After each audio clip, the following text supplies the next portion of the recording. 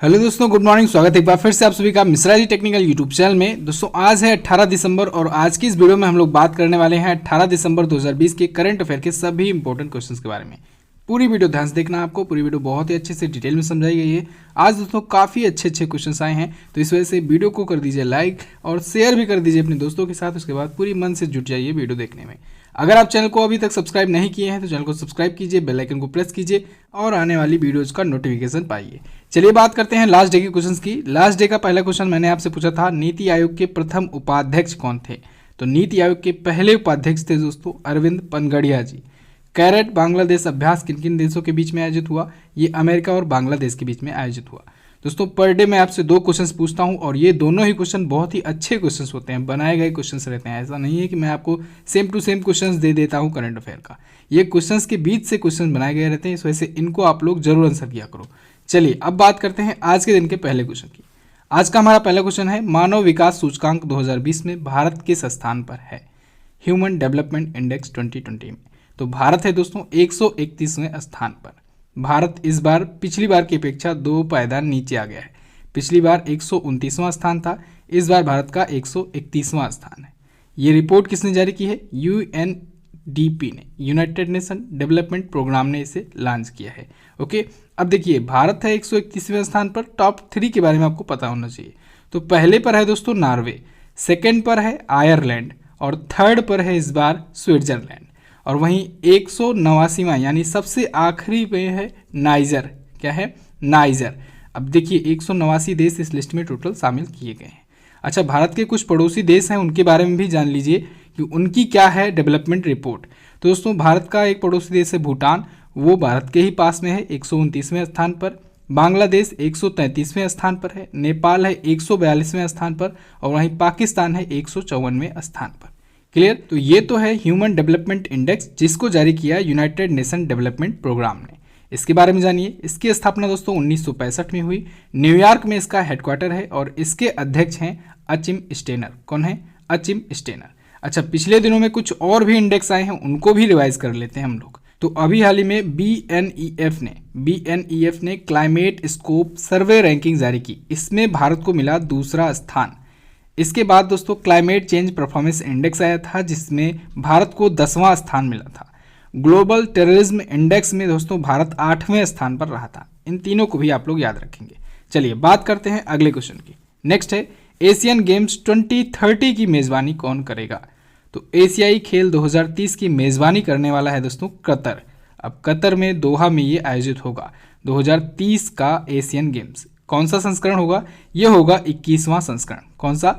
21वां संस्करण। अच्छा, साथ ही में 2034 वाले एशियन गेम्स की भी घोषणा की है कि कौन उसको होस्ट करेगा।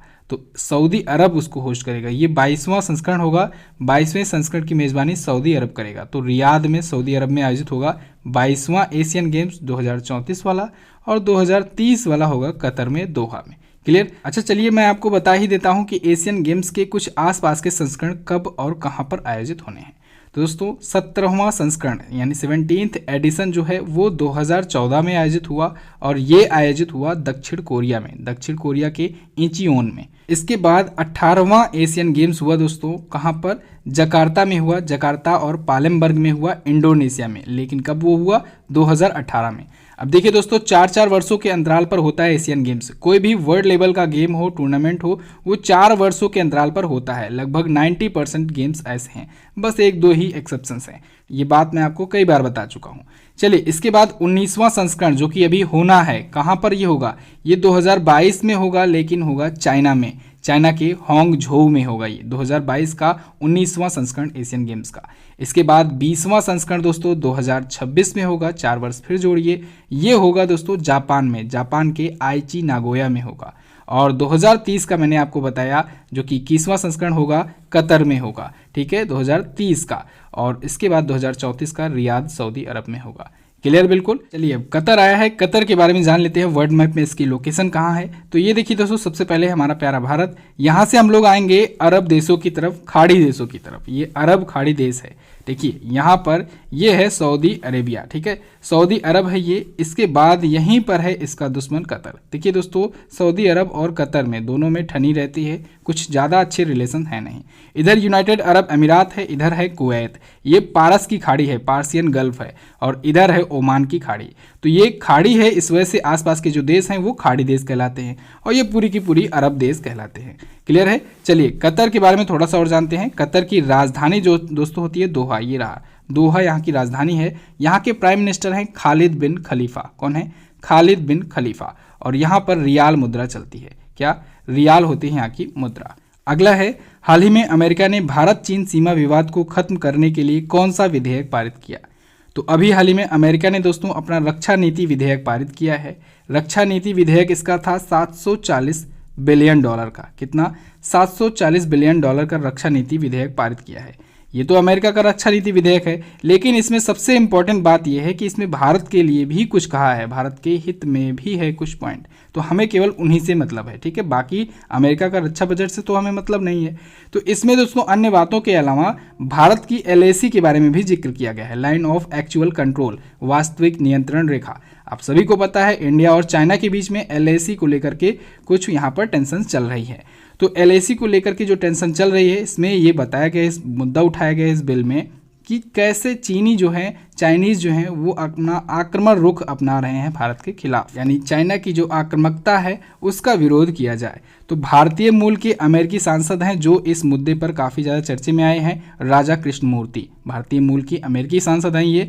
तो इनका ही ये प्रस्ताव रहा है, इस वजह से इनका नाम भी आपको याद रखना चाहिए, राजा कृष्णमूर्ति, ठीक है। इन्हीं के प्रस्ताव की भाषा को मेन पॉइंट के रूप में शामिल किया गया है। लेकिन अब देखिए, ये तो है बिल। यहाँ पर दोस्तों ये बिल तभी कानून बनेगा जब अभी वहाँ पर जो प्रेसिडेंट हैं डोनाल्ड ट्रंप, वो अगर इस पर साइन कर देते हैं तो। लेकिन ट्रंप साहब का कहना ये है कि इसमें इंटरनेट मामला तो शामिल ही नहीं किया गया कि कैसे इंटरनेट चोरी कर रहा है, कैसे डाटा चोरी करता है चाइना।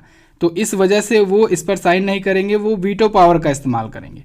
कुल मिला जुला कर कहिए कि अभी भारत से आपने भी देखा, भारत का रुख जो है वो जो बिडेन की तरफ बढ़ता चला जा रहा है, और जो बिडेन की तरफ जब बढ़ता जा रहा है भारत का झुकाव, इस वजह से डोनाल्ड ट्रंप खफा हैं। और मैंने आपको बताया था 20 जनवरी तक रहेंगे डोनाल्ड ट्रंप, और तब तक कईयों को ले डूबेंगे। अभी कल की वीडियो में क्या बताया गया आपको कि अमेरिका ने तुर्की पर प्रतिबंध लगाया है, वायु रक्षा प्रणाली पर, एयर डिफेंस सिस्टम खरीद पर, ठीक है, जो S-400 मिसाइल खरीद रहा है, तो इस पर काटसा कानून लगाया है। तो काटसा भी आपको याद रखना चाहिए, ठीक है। और ईरान वगैरह पर तो आप देख ही रहे हैं। तो यानी कि समझ लीजिए डोनाल्ड ट्रंप जाते जाते बहुत कुछ करके जाएंगे। फिलहाल बात करते हैं हम लोग अमेरिका की। अमेरिका देख लीजिए, ये रहा मैप में, वाशिंगटन DC यहाँ की है राजधानी, जो बिडेन यहाँ के हैं प्रेसिडेंट, जो कि 46वें नंबर के बन गए हैं प्रेसिडेंट।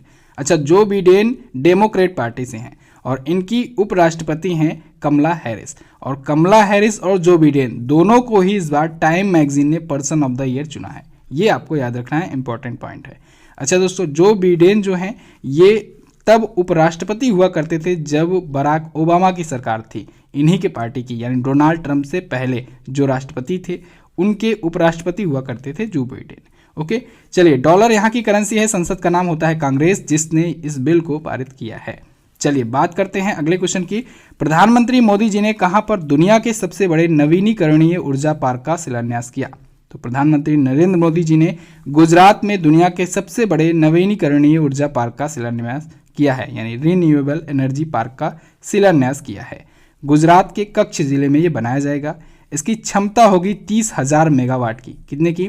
30,000 मेगावाट की क्षमता वाला ये होगा हाइब्रिड रिन्यूएबल एनर्जी पार्क। आपको याद होगा दोस्तों, अभी कुछ ही दिन पहले मैंने आपको बताया था कि भारत ने 2022 तक का लक्ष्य बनाया है कि 175 गीगावाट रिन्यूएबल एनर्जी का प्रोडक्शन करेगा। साथ ही साथ 2030 तक वो करेगा 450 गीगावाट रिन्यूएबल एनर्जी प्रोडक्शन। तो इसी के तहत, इसी को लक्ष्य को पाने के लिए उसी के चरण में ये भी एक बड़ा कदम है, ठीक है। गुजरात आया है। गुजरात देखिए मैप में, ये रहा गुजरात। राजधानी है गांधीनगर। विजय रूपाणी बीजेपी पार्टी से यहाँ के हैं चीफ मिनिस्टर। गवर्नर है आचार्य देवव्रत। गिर राष्ट्रीय उद्यान और नल सरोवर पक्षी अभ्यारण्य ये है गुजरात में ही। गुजरात अपना बॉर्डर किससे किससे शेयर करता है? तो ये अपना बॉर्डर दोस्तों देखिए महाराष्ट्र से शेयर करता है, मध्य प्रदेश से शेयर करता है, राजस्थान से शेयर करता है। ओके, गुजरात और महाराष्ट्र दोस्तों 1 मई को अलग हुए थे 1960 को। 1 मई 1960 को गुजरात और महाराष्ट्र अलग हुए थे। गुजरात की ये देखिए तटीय सीमा जो है दोस्तों, कोस्टल बॉर्डर जो है, ये भारत के किसी भी राज्य की अपेक्षा सबसे ज़्यादा है। तो अगर आपसे पूछा जाए भारत का कौन सा राज्य है जिसकी तटीय सीमा सबसे लंबा है, तो आप बताएंगे गुजरात। ओके, चलिए अगला देखते हैं। नेक्स्ट है फोर्ब्स लिस्ट 2020 में सबसे ज़्यादा कमाई करने वाला सेलिब्रिटी कौन बना। तो दोस्तों फोर्ब्स की लिस्ट 2020 में सबसे ज़्यादा कमाई की है काइली जेनर ने। इस लिस्ट में काइली जेनर को रखा गया है टॉप पर, जिन्होंने $590 मिलियन, कितना, $590 मिलियन की कमाई की है 2020 में। सेकंड पर है कान्ये वेस्ट, इन्होंने $170 मिलियन की कमाई की है। थर्ड पर है रोजर फेडरर जो कि टेनिस के स्टार हैं और इन्होंने $106 मिलियन की कमाई की हुई है। और वहीं फोर्थ पर है क्रिस्टियानो रोनाल्डो जिन्होंने $105 मिलियन की कमाई की हुई है। तो ये तो थे दोस्तों दुनिया के टॉप 4। अब बात की जाए कि इस टॉप 100 की लिस्ट में क्या भारतीय भी है कोई? बिल्कुल है। 52वें स्थान पर है अक्षय कुमार। कौन है? अक्षय कुमार है 52वें स्थान पर और इन्होंने $48.5 मिलियन की कमाई करी हुई है। ओके, अच्छा ये है फोर्ब्स की लिस्ट। अभी कुछ ही दिन पहले फोर्ब्स ने दोस्तों मोस्ट पावरफुल वीमेंस की लिस्ट निकाली थी और इसमें टॉप पर बताया था एंजेला मार्केल को लगातार 10वीं बार।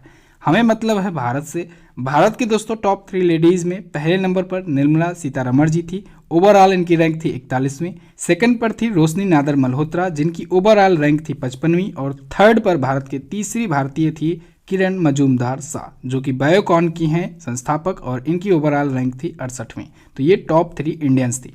क्लियर? बिल्कुल दोस्तों, अगर आप बिहार स्टेट से हैं और अगर बिहार स्पेशल किसी एग्जाम की तैयारी कर रहे हैं तो बिहार की जीके प्लस करंट अफेयर की ई बुक आ चुकी है, आप इसे परचेज कर सकते हैं MJT ऐप पर जाकर के।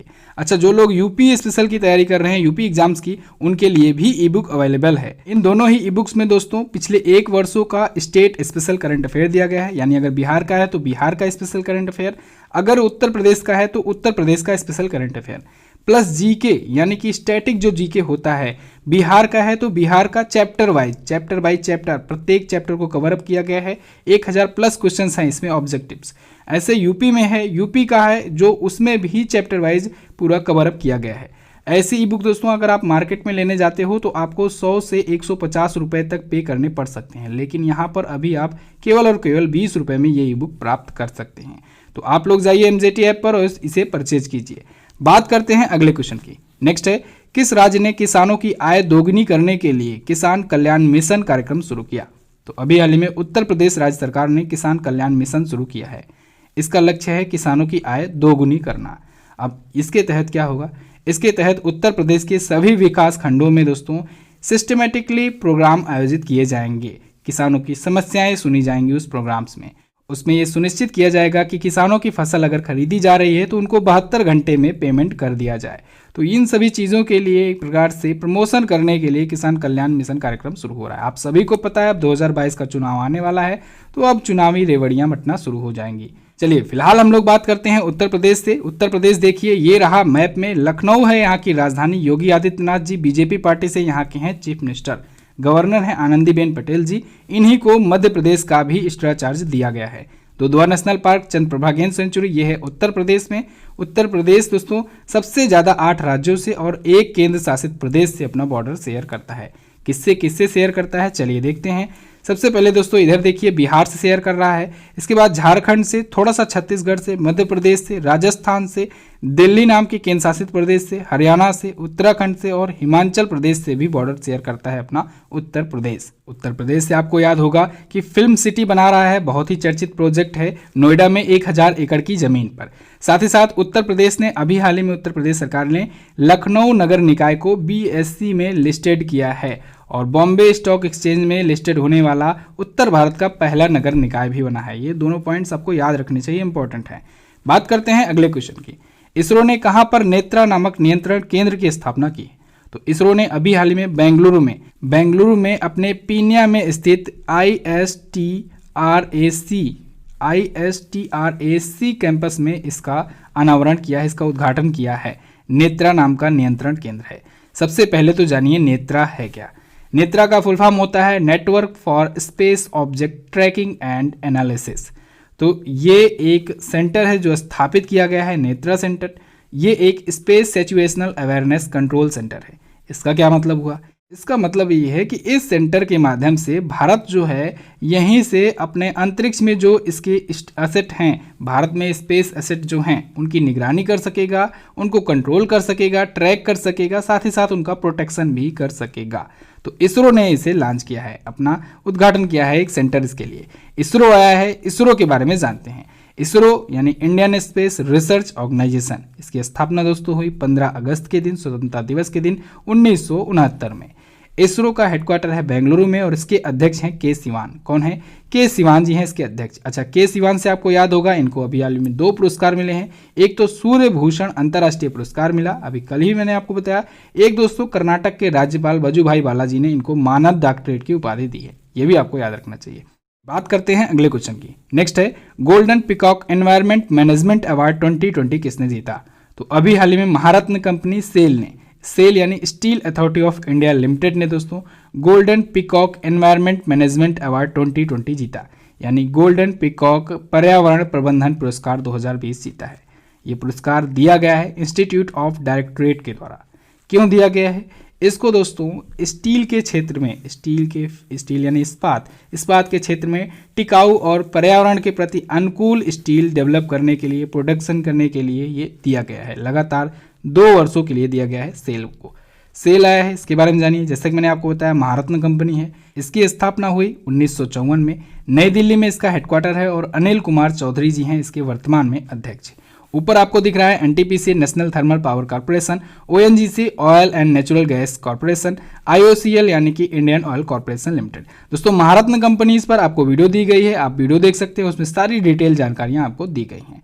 अच्छा दोस्तों, कल मैंने आप लोगों को दिसंबर की मंथली करंट अफेयर की वीडियो दी हुई है। आप लोग के एग्जाम्स को देखते हुए 1 दिसंबर से 15 दिसंबर तक के करंट अफेयर को कवर अप किया गया है उस वीडियो में।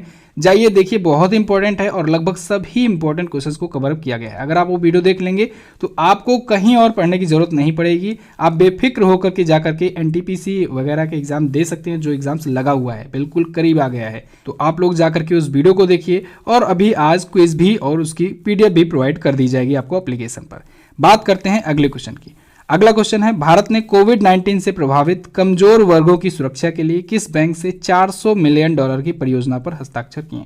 तो भारत ने दोस्तों विश्व बैंक के साथ, वर्ल्ड बैंक के साथ एक प्रोजेक्ट पर हस्ताक्षर किया है $400 मिलियन के। ये किसके लिए है? ये ऐसे कोविड-19 से प्रभावित व्यक्तियों के लिए है जो शहरी क्षेत्रों से हैं या फिर उप शहरी क्षेत्रों से हैं और कमजोर वर्ग से आते हैं, यानी इकोनॉमिकली कमजोर हैं। तो ऐसे व्यक्तियों को कोविड-19 से उभरने के लिए, कोविड-19 के प्रभाव से उभरने के लिए, क्योंकि सभी का धंधा चौपट हुआ है, तो ऐसे में उभरने के लिए इनको $400 मिलियन की परियोजना पर हस्ताक्षर किया है भारत ने, यानी विश्व बैंक देगा भारत को।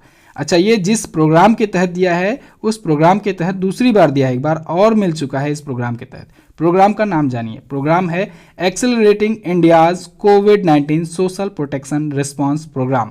तो इसके तहत हेल्प कर रहा है वर्ल्ड बैंक, किसका? इंडिया का। दूसरी बार, पहली बार इस कार्यक्रम के तहत दोस्तों $750 मिलियन देने की घोषणा की थी वर्ल्ड बैंक ने, इसको याद रखना आपको। चलिए, विश्व बैंक आया, इसके बारे में जानिए। वर्ल्ड बैंक की स्थापना दोस्तों हुई 1944 को, वाशिंगटन डीसी में है इसका हेडक्वार्टर और डेविड मलपास जी हैं इसके वर्तमान में अध्यक्ष। अगला देखते हैं। नेक्स्ट है आरबीआई ने कोटक महिंद्रा बैंक का प्रबंध निदेशक किसे नियुक्त किया? तो अभी हाल ही में रिजर्व बैंक ऑफ इंडिया ने दोस्तों कोटक महिंद्रा बैंक का प्रबंध निदेशक यानी मैनेजिंग डायरेक्टर एक बार फिर से नियुक्त कर दिया है उदय कोटक को। उदय कोटक को एक बार फिर से अगले 3 वर्षों के लिए नियुक्त कर दिया गया है मैनेजिंग डायरेक्टर। उदय कोटक ही हैं दोस्तों कोटक महिंद्रा बैंक के संस्थापक। इन्होंने 2003 में इसकी स्थापना की थी, मुंबई को बनाया था इसका हेडक्वार्टर कोटक महिंद्रा बैंक का। क्लियर? चलिए, तो अगले 3 वर्षों के लिए एक बार फिर से नियुक्त कर दिए गए मैनेजिंग डायरेक्टर। नेक्स्ट, हाल ही में किसे अंतर्राष्ट्रीय अंतरिक्ष स्टेशन के स्पेस क्रू 3 मिशन का कमांडर चुना गया?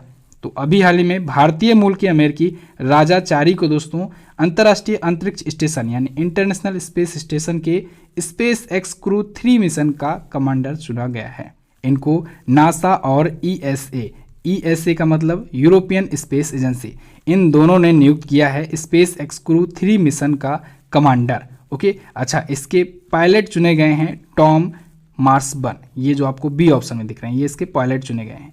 नासा क्या है? नासा अमेरिका की स्पेस एजेंसी है। National aeronautics and space administration European space agency Europe की स्पेस एजेंसी है। स्पेस एक्स जो है ये प्राइवेट स्पेस एजेंसी है अमेरिका की, इसकी एलन मस्क वाली। अच्छा, अब इन तीनों ने मिल करके लॉन्च किया है ये क्रू 3 मिशन। अच्छा, आपको याद होगा राजाचारी को दोस्तों आर्टेमिस मिशन, जो नासा का बहुचर्चित मिशन है आर्टेमिस मिशन, जिसके तहत चंद्रमा पर भेजे जा रहे हैं 18 अंतरिक्ष यात्री, उनमें इकलौते भारतीय मूल के ये शामिल हैं राजाचारी। इनको भी आपको याद रखना है। नेक्स्ट है स्पाइस मनी ने हाल ही में किसे अपना ब्रांड एम्बेसडर चुना।